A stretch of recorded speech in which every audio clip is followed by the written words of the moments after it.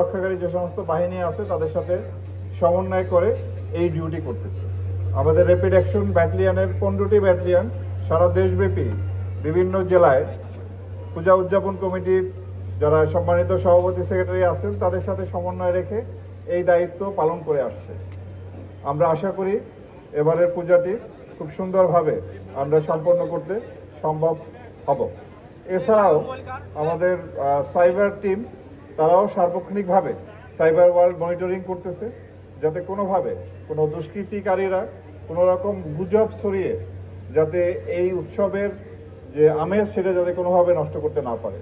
আমি আপনাদের মাধ্যমে দেশবাসীকে অনুরোধ করব যে আপনারা দয়া করে কোনো প্রকার কোনো গুজবে কান দিবেন না।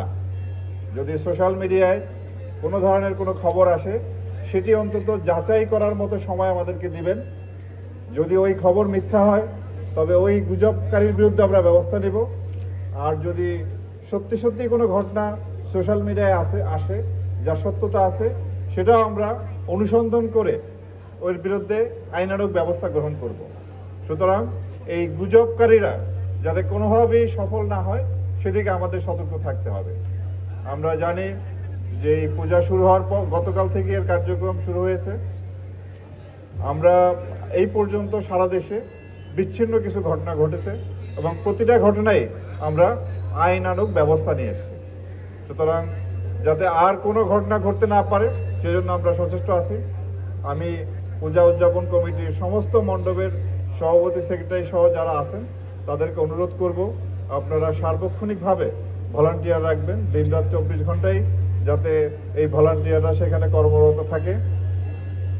আর এছাড়াও যাতে পর্যাপ্ত আলোর ব্যবস্থা থাকে রাতের বেলা সেটাও নিশ্চিত করতে হবে এবং যারা এখানে পূজা দেখতে আসবেন তারা যাতে নির্বিঘ্নে আসতে পারে সেদিকে আমরা লক্ষ্য রাখব।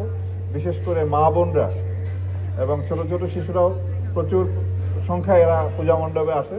সুতরাং যাতে কোনো রকম কোনো ইফটিজিং বা এই ধরনের ঘটনা ঘটতে না পারে সেজন্য কিন্তু আমরা সর্বাত্মকভাবে সচেষ্ট আছি। আমরা আশা করি সবাই মিলে আমরা এবারে এই উৎসবটি সুন্দরভাবে শেষ করতে সক্ষম হব। আপনাদেরকে অসংখ্য ধন্যবাদ।